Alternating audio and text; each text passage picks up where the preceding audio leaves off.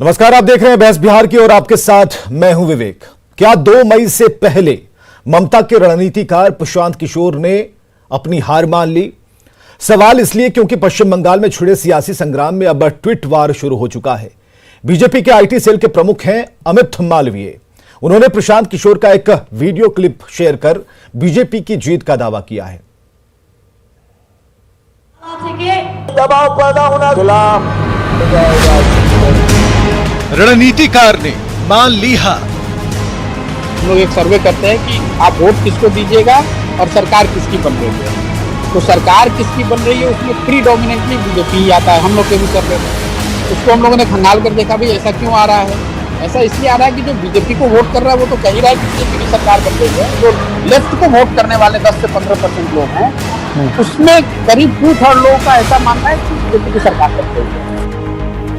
अभी आपने जिस वायरल ऑडियो को सुना, पश्चिम बंगाल में अभी इसी पर सियासी घमासान मचा है, क्योंकि वायरल ऑडियो में जिसकी आवाज सुनाई दे रही है, दावा किया जा रहा है कि वो आवाज किसी और की नहीं बल्कि चुनावी रणनीतिकार प्रशांत किशोर यानी पीके की है, जो इन दिनों पश्चिम बंगाल में ममता बनर्जी को चुनाव जितवाने में लगे। इस वायरल ऑडियो में बीजेपी की जीत का दावा किए जाते सुना जा सकता है। तो वो मेजॉरिटी जो है वो आपको हमेशा सुनाई देगा, हमेशा कि बीजेपी की सरकार बन रही है। लेफ्ट का जो आदमी है वो सोचता है कि भैया कुछ भी हो बीजेपी आ जाएगी तो हमारी दुकान खुल जाएगी, कम से कम अभी ममता को तो हारना चाहिए। इस दावे के अलावा जो सबसे बड़ी बात सामने आ रही है वो है पीएम मोदी की पॉपुलैरिटी। सुनिए प्रधानमंत्री की पॉपुलैरिटी के बारे में क्या दावा किया गया। अगर वोट है तो मोदी के नाम पर वोट है, वोट है तो हिंदू होने के नाम पर वोट है।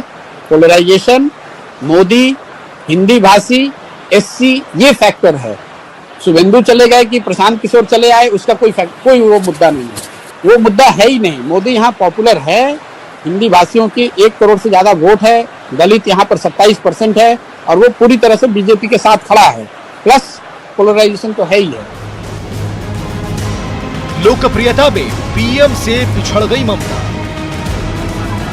पश्चिम बंगाल में हो रहे विधानसभा चुनाव से पहले हर ओर ये चर्चा आम थी कि बंगाल में बीजेपी का कैडर नहीं, अगर है भी तो वो टीएमसी या फिर वाम दलों की तरह नहीं है। लेकिन इस वायरल ऑडियो में इस बात का भी खंडन किया गया।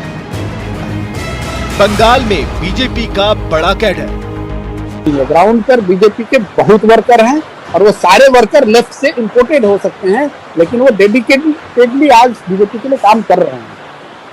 तो कोई ऐसा एरिया नहीं है बंगाल का, एक दो जिला अगर छोड़ दे आप, जहां पर कि बहुत मजबूत काडर बीजेपी का नहीं है।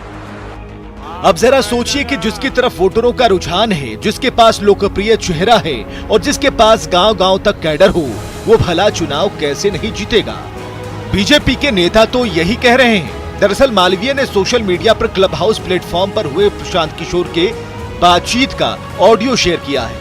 इसमें प्रशांत कुछ बड़े पत्रकारों को ब्रीफ कर रहे हैं। प्रशांत किशोर ने इसके जवाब में कहा कि बीजेपी ने अपनी सुविधा के मुताबिक अधूरा ऑडियो वायरल कर दिया। प्रशांत ने ट्वीट में लिखा है, मुझे इस बात की खुशी है कि बीजेपी के लोग अपने नेताओं के बयान से ज्यादा मेरी क्लब हाउस चैट को ज्यादा गंभीरता से ले रहे हैं। मेरी उनसे अपील है कि चैट के कुछ हिस्सों को छोड़कर पूरी बातचीत को जारी करें। जो हिस्सा जारी किया गया है उसमें इस सवाल का जवाब दिया जा रहा था कि कैसे बीजेपी को 40% वोट मिल रहे हैं और कैसे ये सोच बन गई है कि बीजेपी जीत रही है। बीजेपी बंगाल चुनाव में 100 का आंकड़ा भी पार नहीं कर पाई। बीजेपी की तरफ से ये ऑडियो ठीक उसी वक्त वायरल किया गया है जिस दिन पश्चिम बंगाल में चौथे चरण का चुनाव हो रहा है और इस बार पश्चिम बंगाल का चुनाव सीधे तौर पर बीजेपी और टीएमसी के बीच लड़ा जा रहा है। ऐसे में बीजेपी के साथ प्रशांत किशोर और ममता बनर्जी की साख दांव पर है। Bureau report, news 18 network. चलिए, पूरी रिपोर्ट देखने के बाद सब कुछ ऐसा लग रहा है कि प्रशांत किशोर ने हार मान ली है।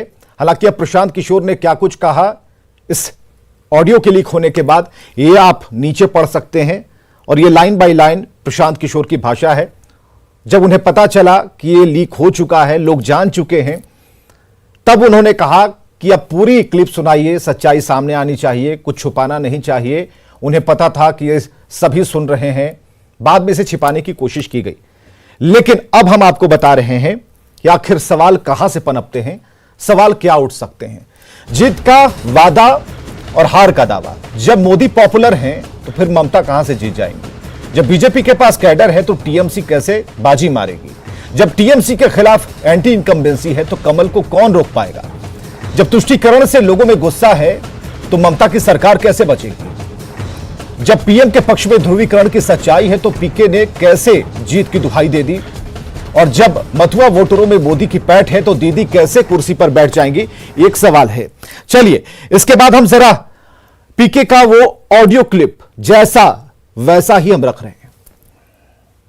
बंगाल में मोदी इज, पहले तो एक बात है कि मोदी का एक कल्ट है जो कि बन गया है पूरे देश में, जो कि द डिग्री कुड वेरी, लेकिन 10%, 15%, 20%, 25% ऐसे लोग हैं जिसको मोदी में भगवान दिखता है। चाहे सही दिखे गलत दिखे वो एक अलग बहस का मुद्दा हो सकता है। स्पेशली जो यहाँ हिंदी भाषी है वो मोदी का सपोर्ट का कोर है। प्लस जो एंटी इनकम्बेंसी है वो स्टेट गवर्नमेंट के खिलाफ है, सेंटर के खिलाफ है नहीं। और मोदी है पॉपुलर, यहाँ काफी पॉपुलर है। अगर आप लीडर का हम लोग सर्वे कर रहे हैं तो मोदी और Mamata equally popular, which is a very big thing. Modi is very popular.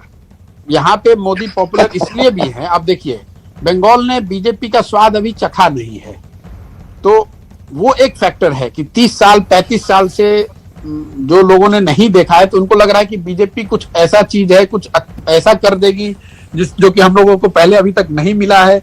तो लड्डू जो टेस्ट नहीं किया है वो वाली बात है कि उसको टेस्ट करना चाहते हैं, उसको लोग जाकर देखना समझना चाह रहे हैं। चलिए जीत और हार की बात चल रही है और यह कहा जा रहा है कि बीजेपी को अभी तक बंगाल की जनता ने चखा नहीं है, वो स्वाद नहीं लिया है। लेकिन इस बार जो आंकड़े और जिस तरीके से ममता के रणनीतिकार प्रशांत किशोर बता रहे हैं, इस बार जो स्वाद है ममता दीदी को इन बयानों के जरिए हमें लगता है कि वो हार का स्वाद उन्हें लेना पड़ेगा। लड्डू तो बिल्कुल नहीं मिलने वाले। संजीव कर्मकार हैं प्रवक्ता कांग्रेस से हमारे साथ, अभिषेक झा प्रवक्ता जेडीयू से, राणा रणधीर सिंह है नेता बीजेपी से, रवि उपाध्याय वरिष्ठ पत्रकार हमारे साथ मौजूद हैं जिस पर खास विश्लेषण करने के लिए। और राणा रणधीर सिंह जी जो बीजेपी के नेता है, जो पीके ने जो कुछ कहा आपने सुना, बीजेपी के जो लोग हैं वो काफी प्रफुल्लित हैं, जोश में हैं। और बताइए कि चौथे फेज में ये चीजें अब सामने आ गई, आगे तो कई हर्डल हैं, कई चुनाव और वोटिंग की प्रक्रिया उसमें होनी है। कितना इंपैक्ट देख पा रहे हैं आपको? हालांकि पीके अब कह रहे हैं कि पूरी बात सुनानी चाहिए थी। नहीं देखिए, ये तो होना था, ये तय था। बंगाल की जनता साथ साथ देश की जनता इंतजार कर रही है। 2 मई को जब रिजल्ट आएंगे तो चीजें सामने भी आ जाएंगी। और देखिए भारतीय जनता पार्टी और एनडीए गठबंधन, खासकर भारतीय जनता पार्टी जो है वो 365 दिन तक 65 दिन काम करने वाली पार्टी है, लगातार सक्रिय रूप से काम करती है। हम दुनिया की सबसे बड़ी पार्टी है, हमारा संगठन दुनिया का सबसे बड़ा संगठन है। हम लगातार बंगाल के लोगों के बीच गए हैं, उनके बीच संपर्क किया है, उनका विश्वास जीता। और मोदी जी का जो इतना सफल नेतृत्व हो रहा है 2014 में, जो इतना बड़ा परिवर्तन देश ने देखा, एक सामाजिक और राजनीतिक परिवर्तन जिसने देश के लोगों को 8 करोड़ घरों को रसोई का गैस पहुंचाया, घर घर बिजली पहुंचाने का काम किया, गरीब आदमी की चिंता की, उनको सामाजिक रूप से कि कभी संकट का काल हो, चाहे वो कोरोना का संकट काल रहा हो, कोरोना जैसी महामारी भी नहीं देखी। पीके की बात सुनकर आपको ऐसा नहीं लगा कि बीजेपी को अभी भी पीके को अभी भी बीजेपी से प्यार है? देखिए ये तो अब जब जनता जिस तरफ आ जाती है, मैं प्रशांत किशोर जी को, पीके जी को बधाई देता हूं इसके लिए कि सही बात उन्होंने कही है। जो बंगाल का मूड है उन्होंने देखा है और वो सही बात उन्होंने रखी है। तो ये भी तो चौथे चरण का चुनाव है, जैसे जैसे हम चुनाव में आगे बढ़ रहे हैं। शुरुआत तो आप ही के घर से हुई थी प्रशांत किशोर की। प्रशांत किशोर तो रणनीतिकार आप ही के घर से हुए थे, ये तमगा भी वहीं से मिला था। अरे ठीक है, तो उनको उनका नाम भी यहीं से बढ़ा है और फिर उनकी जो प्रसिद्धि उनको मिली है भारतीय जनता पार्टी के घर में, और भारतीय जनता पार्टी और आदरणीय मोदी जी के साथ जो उन्होंने काम किया उससे उनकी प्रसिद्धि भी बढ़ी। और आज हम लोग भी ये समझते हैं कि पीके जी जो कह रहे हैं तो बिल्कुल ठीक कह रहे हैं। आम आदमी की जो बात है बंगाल में वो बात उन्होंने रखी है और वो बात जनता के सामने आई है, तो उनकी बात का हम लोग स्वागत करते हैं। उनकी बात का स्वागत करें। अभिषेक झा हमारे साथ प्रवक्ता जेडीयू के हैं। अभिषेक, जो कह रहे हैं उससे सहमत हैं आप? पीके जो कह रहे हैं विवेक जी, लोकतंत्र में सबसे महान और सबसे ताकतवर जनता होती है। जनता का जनादेश जिसे मिलता है वो सरकार बनाता है। अब बंगाल के चुनाव हो रहे हैं, वहां सभी पार्टियां अपनी जोर आजमाइश कर रही हैं। इसमें कोई दो राय नहीं है कि आदरणीय प्रधानमंत्री नरेंद्र मोदी जी की लोकप्रियता पूरे देश ही नहीं पूरे विश्व में इतनी ज्यादा है, भारतीय नहीं विदेशों के भी लोग उनको पसंद करते हैं। यही कारण है कि एनडीए का जब वो नेतृत्व करते हैं तो एनडीए को अधिकांश जगहों पर जीत मिलती है और लोग का रुझान उनके प्रति जबरदस्त रहता है। अब यह जो पूरा मामला सामने आया है जिसमें प्रशांत किशोर जी ये सारी बातें कह रहे हैं, अब उनकी तरफ से दावा है कि आधी बातों को पेश किया गया है। मामला यह है कि चुनाव के जो भी परिणाम है वो सिर्फ जो पार्टियां चुनाव में उतरती हैं अपनी विचारधारा, अपने संगठन और अपनी एक सोच के साथ कि हमें विकास करनी है, उसके हिसाब से जनता निर्णय लेती है। अब प्रशांत किशोर जी चुनाव से पहले कह रहे थे कि भाजपा 100 का आंकड़ा नहीं पार कर पाएगी और अब इस तरह के वक्तव्य उनके तरफ से आ रहे हैं, काफी कंफ्यूज महसूस हो रहे हैं वो कि पहले कुछ कहा अब कुछ कह दे रहे हैं। यानी कि आपको अभी कुछ भी प्रशांत किशोर जो बोल रहे हैं उसमें थोड़ा सा वाइब्रेशन दिखाई देता है आपको? नहीं, वाइब्रेशन नहीं, हमें जैसे हम इस बात से कहीं नकार नहीं सकते हैं कि आदरणीय प्रधानमंत्री की लोकप्रियता जबरदस्त है, लेकिन इसका सर्टिफिकेट प्रशांत किशोर जी से लेने की आवश्यकता नहीं। रणनीतिकार है तो उनकी बात चुनाव से पहले सोचनी होगी। आप समझिए कि जिस सेना को लेकर ममता बनर्जी बढ़ रही है आगे, वो दावा कर रहे हैं कि पीएम का कहीं कुछ नहीं चलेगा, कहीं कोई लोकप्रियता नहीं है, वैसे में उनके सेनापति निकल कर कह रहे हैं कि भाई यहां तो उल्टी हवा चल रही है। विवेक जी, पीएम की लोकप्रियता है यह पूरे देश को मालूम है। अब ममता बनर्जी जी टीएमसी की मुखिया है, चुनाव लड़ रही हैं एनडीए के खिलाफ, भाजपा के खिलाफ, अन्य दलों के खिलाफ, तो वो तो कभी नहीं कहेंगे ना कि लोकप्रियता है। लेकिन इस बात को प्रशांत किशोर जी ने देर से महसूस किया और इसलिए अपना वक्तव्य अभी दिया है। अरे मैं तो ये विरोधाभास उनकी तरफ से दिखला रहा हूं ना कि कितना विरोधाभास है सेनापति और रणनीतिकर्ता की तरफ से कि चुनाव से पहले उनका वक्तव्य कुछ रहता है और चुनाव के बाद उनका वक्तव्य कुछ और हो जाता है। खैर, इन सब के बारे में बेहतर एक्सप्लेनेशन वही दे पाएंगे, अभी देने की कोशिश भी कर रहे हैं अपने मतलब असरदार है, प्रधानमंत्री ही असरदार है। पीएम ने हार स्वीकार कर ली है। जो भी क्लिप अब तक सामने आई है उसमें साफ तौर पर दिखता है कि प्रशांत किशोर ने यह माना है कि प्रधानमंत्री को लोग पसंद करते हैं, बंगाल के लोग पसंद करते हैं। देखिए, और जिस स्वाद को, मिठाई के स्वाद की चर्चा हो रही थी, उसे चखना चाहते हैं बंगाल के लोग। जी नहीं, देखिए, प्रधानमंत्री जी की लोकप्रियता जबरदस्त है, ये एक विषय है। अभी जिस विषय पे हम चर्चा कर रहे हैं वो प्रशांत किशोर जी का, अगर उनका वह जेन्युइन ओरिजिनल वक्तव्य सबके सामने आया और उस बात को कह रहे हैं, दोहरा रहे हैं, तो मैं सिर्फ उस विरोधाभास को अंकित करना चाहता हूं कि देख लीजिए कि पहले क्या इनका रवैया था चुनाव को लेकर या भाजपा के रोल को लेकर या आदरणीय प्रधानमंत्री जी के रोल को लेकर, और अब यह कितने कंफ्यूज दिख रहे हैं। तो चुनाव रणनीतिकारों के दम पर नहीं बल्कि जनता के दम पर डिसाइड होता है कि जनता जिन नेताओं से अपनी आकांक्षा को रखती है कि यह नेता हमारे विकास के लिए काम करेगा, यह पार्टी हमारे विकास के लिए, प्रदेश के विकास के लिए काम करेगी। अभिषेक, ऐसा लग रहा है कि बंगाल चुनाव के बाद प्रशांत किशोर का मन एक बार फिर बीजेपी के लिए बहल उठेगा। देखिए विवेक जी, ये सवाल जो आपने पूछा यह तो मेरे लिए आउट ऑफ सिलेबस है ना, क्योंकि इस सवाल का जवाब तो प्रशांत किशोर जी ही जानते होंगे। तो आउट ऑफ सिलेबस किस पार्टी और किस नेता के लिए अच्छा भाव है। कथा पढ़ी है तो आउट ऑफ सिलेबस भी कहीं कहीं बन जाता है। नहीं, सवाल आउट ऑफ सिलेबस आता है तो उसमें बताना होता है। जैसे हर गेंद, जब बाउंसर गेंद आता है ना तो उस वक्त बैट्समैन को छोड़ भी देना होता है, उसको फ्लिक करने के चक्कर में। संजीव कर्मवीर जी हमारे साथ है, प्रवक्ता कांग्रेस से। संजीव जी, क्या कहेंगे आप? पीके ने तो मान लिया।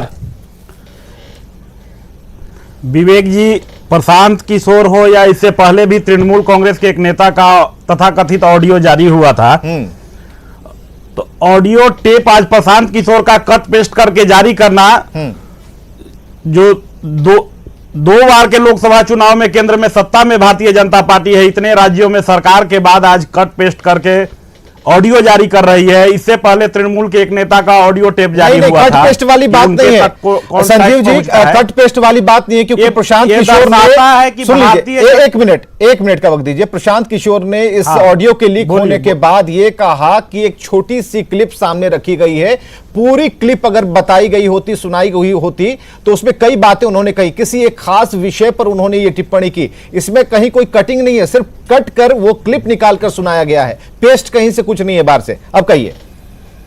अच्छा, ठीक है, कट करके निकाला गया है तो इसी कारण से प्रशांत किशोर का कहना होगा ना, पूरे ऑडियो सुनने पर पता चलेगा कि वो बोलना क्या चाहते थे। जो बोला उन्होंने तो सामने केवल दिखाया गया जो सूटेबल, जो मोदी जी पूरे देश में पॉपुलर है।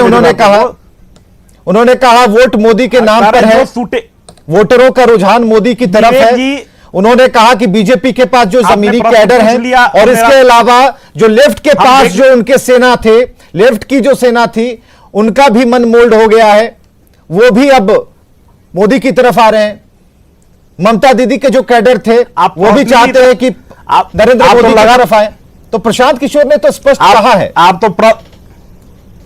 आप तो इतना लंबा प्रश्न पूछ रहे हैं, हम तो सुन ही लिया, बता रहे हैं आपको, हमारा जवाब भी तो सुन लीजिए। चलिए बोलिए। हाँ बात बताइएगा, पहले सुन लीजिए। बोलिए। 5 राज्यों के चुनाव में भारतीय जनता पार्टी 5-0 से बोल्ड होगी, 2 मई को देख लीजिएगा। ये आपकी भविष्यवाणी है। परिणाम है कि ये बार बार तृणमूल के नेताओं का भविष्यवाणी नहीं है, उसी का परिणाम है कि ऑडियो टेप जारी कर रहे हैं बार बार तृणमूल के नेताओं का अपनी बातों को रखने। अगर इतनी लोकप्रियता थी बंगाल में तो फिर ये ऑडियो टेप जारी करने का क्या जरूरत था? 5 राज्यों के चुनाव में भारतीय जनता पार्टी फंस रही है। और राज्यों में वो सीएए के पक्ष में चुनाव लड़ रही है। हाँ। और असम और तमिलनाडु में सीएए के विरोध में चुनाव लड़ रही है। बात उसकी नहीं है सीएए पर, तमिलनाडु बंगाल के लिए मुख्य रणनीतिकार जो है उन्होंने बातें रखी हैं अपनी, हम तो वही सुना रहे हैं, अपने मन से तो हमने बनाया नहीं कुछ, वही तो हम कह रहे हैं। पब्लिक डोमेन में है, उन चीजों को हमने आपके सामने रख दिया।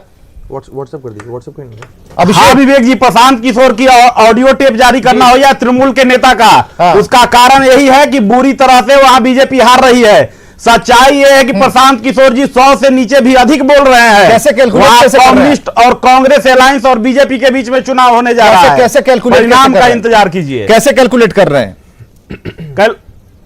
कैलकुलेट कर रहे हैं, उसका तो 2 मई को पता चलेगा ना। बताइए ना। पीके तो परिणाम है कि तृणमूल के नेता, आप पीके तो बता रहे हैं कि बंगाल की जो आबादी है 27% एससी जो है मोदी जी की तरफ है।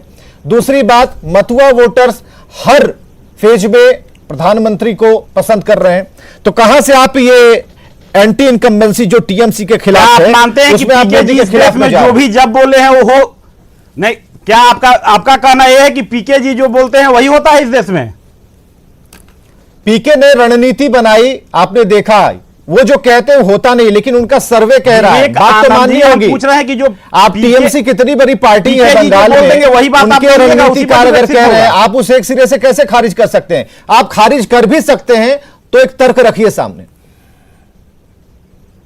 तर्क तो वही रख रहे हैं कि भारतीय जनता पार्टी का वही स्थिति हुआ है कि एक साधे सब सधे और सब साधे सब जाए। 2 राज्य में सीएए के विरोध में चुनाव लड़ रही है और 3 स्टेट में सीएए के पक्ष में लड़ रही है। वो तो रणनीति का हिस्सा हो सकता है। जानना चाहते हैं बीजेपी कैसे लड़ रही है उसको छोड़िए, यहाँ तो पीके पहले हार मान रहे हैं। ऐसा क्यों हो रहा है? भारतीय जनता पार्टी चुनाव नहीं जीत सकती है। इस देश की जनता उनके 7 साल के कामों को देख लिया है। रवि उपाध्याय हमारे साथ है, इसका जवाब अभिषेक और उनकी चुनाव, ठीक है संजीव जी, इसका जवाब अभिषेक और राणा रणधीर सिंह जी देंगे। रवि उपाध्याय से जाते हैं, प्रचार रवि उपाध्याय जी जो रवि उपाध्याय जी जो अभी पीके का जो ऑडियो क्लिप जारी हुआ है उसे सुनकर क्या लगता है? ये क्लिप है, ये तो सारांश लगता है हमें। देखिए, पीके ने वो अपने फिर ट्वीट में भी कहा है कि वो ये जो उनका है वो उसको पूरा पोर्शन उनके चैट का नहीं सुनाया, नहीं बताया गया है। तो ये एक बात तो ये है, ठीक है। दूसरी बात ये है कि वो कह रहे हैं कि एंटी इनकम्बेंसी वहां पे फैक्टर है, क्योंकि ममता के खिलाफ में वो बता रहे हैं, ऐसी बात वो कह रहे हैं। लेकिन वो दूसरी तरफ यह भी कह रहे हैं कि वो नरेंद्र मोदी जी का वहां पे गवर्नमेंट नहीं है, तो वो वहां पे उनको इसको नहीं झेलना पड़ रहा है, इसीलिए उन्होंने लड्डू की चर्चा की है कि जो लड्डू अगर नहीं खाता है तो उसको स्वाद का पता नहीं चलेगा। तो जो लोग लड्डू हाँ पता नहीं, यही बात कह रहे हैं। लड्डू खाने और खिलाने की बात इसी क्रम में उन्होंने कहा है।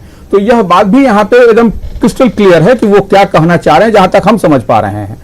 और तो वो लड्डू खिलाने की बात है कि अगर वो नरेंद्र मोदी का लड्डू अगर नहीं खाए हैं तो वो किसी को पता नहीं है। ममता बनर्जी का लड्डू लोग खा रहे हैं, इसलिए उसी का इंपैक्ट है कि एंटी इनकम्बेंसी वहां पे है।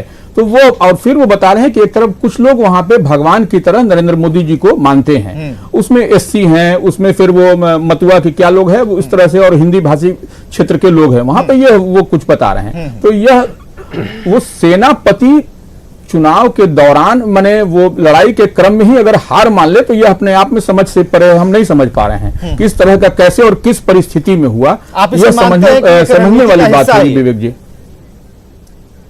निश्चित तौर पर हम जहां तक समझते हैं कि वही तो हम आपसे कह रहे हैं कि सेनापति, कोई भी सेनापति अगर लड़ाई युद्ध के मैदान में हो और युद्ध के मैदान में ही वो हार मान सकता है क्या, ये हम नहीं समझते हैं। वो भी पीके जैसा चुनावी रणनीतिकार जिसको सब लोग मानते हैं, इवन देन कि नरेंद्र मोदी ने भी यही सोच करके अपने साथ रखा था और उसका इंपैक्ट पूरे देश ने देखा भी था। तो यह हमारी समझ में नहीं आ रहा है कि वो इस तरह से कैसे हुआ और यही पर्टिकुलर स्पेसिफिक वो चैट हमारे आपके बीच में है पब्लिक डोमेन में। तो यह भी एक समझने वाली बात है। लेकिन सब कुछ कह के उपाध्याय जी, सब कुछ कह के वो कह रहे हैं कि 100 सीट भी पार बीजेपी नहीं कर पाएगी। इसका क्या मतलब है? वो ये कहते हैं कि मोदी के नाम पर ध्रुवीकरण हुआ, वो ये कहते हैं कि हिंदी भाषियों की पसंद है मोदी, वो ये कहते हैं कि मोदी बहुत पॉपुलर है। हम यही कई बातें एग्जैक्टली हम यही कहना भी चाह रहे थे कि यह सब कहते हुए फिर 100 सीट पर भी आ गए वो। तो यह कैसे, ये अपने उनका फिर वो क्या कहना चाह रहे हैं, क्या कहना और क्या बताना चाह रहे हैं, क्या मैसेज देना चाह रहे हैं, यह समझने वाली बात होगी। जब तक कि आदमी पूरी तरह से उनको नहीं देख पाएगा, क्लियर नहीं हो पाएगा। और वो पीके भी एक चुनावी रणनीतिकार है, इसको कहीं कोई नहीं, इसको कोई आदमी खारिज कर सकता है कि वो किस लिहाज से और किस लिए बोल रहे हैं वो। चलिए, उन्हें बड़ा मुश्किल होगा क्योंकि पीके ने कई जीत दिलाई है, कई पार्टियों का सपोर्ट बने हैं और उनके वो थिंक टैंक के तौर पर बीजेपी ने भी उन्हें माना, नरेंद्र मोदी जी भी उन्हें मानते हैं, अमित शाह भी उन्होंने भी बहुत तारीफ की। इसके बाद नीतीश कुमार की बारी आई, हालांकि नीतीश कुमार ने उन्हें पार्टी के उपाध्यक्ष का पद दिया, ये एक बहुत बड़ी बात थी। लेकिन कांग्रेस जो समझ रही है, कांग्रेस जो समझ पा रही है और कांग्रेस ये कह रही है कि पीके जो कह देंगे वो हो नहीं जाएगा, तो बीजेपी, राणा रणधीर सिंह, आप क्या इसका जवाब देंगे कि प्रशांत किशोर ने जो कहा अक्षरशः आप उसे मानने के लिए तैयार हैं या वेट एंड वॉच की स्थिति में हैं, या फिर रवि उपाध्याय जो कह रहे हैं कि सेनापति अगर बीच मैदान में, बीच युद्ध में ये कह दे या कुछ ऐसा सिंबॉलिक कुछ बता दे कि हम हार रहे हैं, ऐसा हो सकता है क्या? विवेक जी, देखिए ऐसा है कि लोकतंत्र में जनता की ताकत सबसे बड़ी ताकत होती है। आज जो विषय आया और जिस पर हम लोग चर्चा कर रहे हैं, माननीय नरेंद्र मोदी जी का जो नेतृत्व है, न केवल देश बल्कि पूरी दुनिया में उनके नेतृत्व को लेकर चर्चा है, लोग उसका सम्मान करते हैं, बहुत सकारात्मक तरीके से उसको देखते हैं। और अब नरेंद्र मोदी जी का जो व्यक्तित्व है वो बिल्कुल केवल देश भर में नहीं, वो विश्व के स्तर पर है और एक स्टेट्समैन वाली इमेज और उनका उस दिशा में वो आगे बढ़ चुके हैं, बल्कि उस तरह से परफॉर्म भी करते हैं।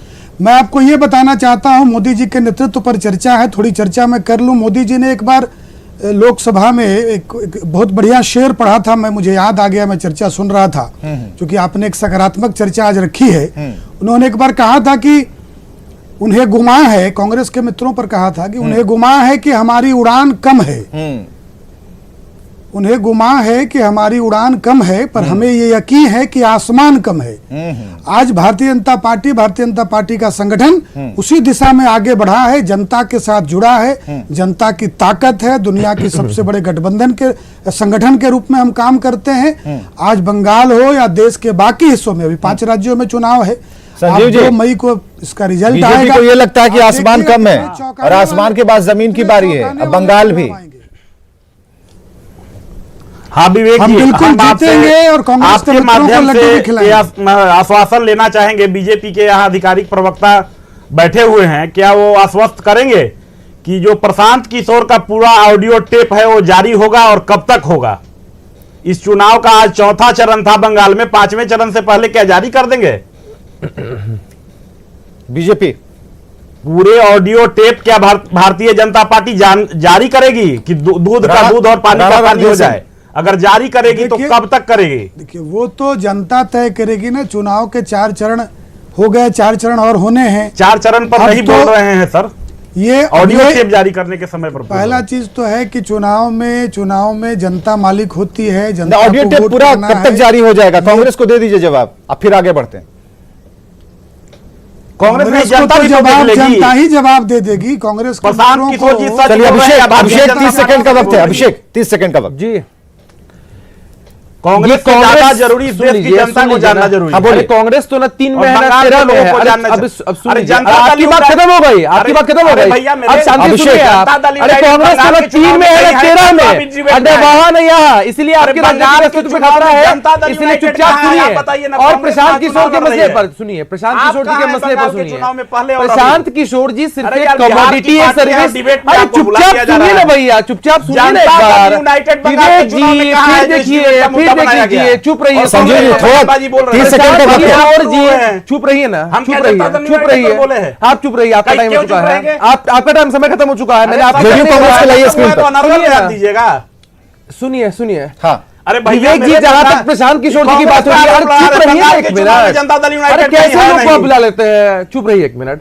प्रशांत किशोर जी के मसले पर जहां चर्चा हो रही है, प्रशांत किशोर जी के मसले पर जहां तक चर्चा हो रही है, अरे प्रशांत किशोर जी एक सर्विस बेचते हैं, कमोडिटी बेचते हैं, और उन्होंने बहुत सारी पार्टियों को बेचा अपने सर्विस और कमोडिटी। अरे आप प्रवक्ता है प्रशांत किशोर के, प्रशांत किशोर के प्रवक्ता हैं आप, प्रशांत किशोर के प्रवक्ता हैं आप। प्रशांत किशोर जी सिर्फ अपनी कमोडिटी और प्रोडक्ट को बेचते हैं। अब उनको ऐसा लग गया है कि उन्होंने जो सर्विस बेची है वह खोखली है। अरे खोखली सर्विस बेची है तो फिर से मोदीगान शुरू कर दिया, मोदीगान शुरू कर दिया, मोदीगान शुरू कर दिया। तो प्रशांत किशोर जी वही है जो बात बिहार की कर रहे थे, बिहार चुनाव से पहले। आपको याद होगा विवेक जी, प्रमुखता से आप लोग खबरों को चलाते थे कि बात बिहार की कर रहे थे, हम 10 लाख युवाओं को जोड़ेंगे, राजनीति करना सिखाएंगे। अरे क्या हुआ यहां पर? अरे चुनाव से पहले बोरिया बिस्तरा समेटा और निकल लिए, और वही स्थिति बंगाल में भी होगी उनकी। लेकिन वहां चलिए, प्रशांत किशोर ने माना कि वहां पोस्ट प्रधानमंत्री का आकार बढ़ रहा है, प्रधानमंत्री का प्रभाव है, और प्रशांत किशोर ने कहा, उन्होंने एक तरह से हार मान ली और नरेंद्र मोदी को सरदार माना है। तो यह इलेक्शन के बाद पता चल पाएगा। हालांकि बीच में ऐसा प्रशांत किशोर ने क्यों कहा, इस ऑडियो क्लिप का जो सारांश है वो समझ में आता है कि उन्होंने हार मान ली। लेकिन अभी भी पीके ये कह रहे हैं कि पूरी क्लिप सुनाइए, बहुत बातें उसमें की गई हैं। ये बीजेपी पर निर्भर है, उनकी रणनीति पर निर्भर है कि उस क्लिप को बाहर लाएं या ना लाएं। और पीके का जो ये क्लिप लीक हुआ है उससे जनता, बंगाल की जनता खुद को कैसे जोड़ पाएगी, कैसे देखेगी, ये भी रिजल्ट के दिन ही पता चल पाएगा। फिलहाल आप सभी का चर्चा में आने के लिए बहुत बहुत आभार, शुक्रिया। खबरें लगातार जारी हैं। इस न्यूज हेडलाइंस के प्रायोजक My turn.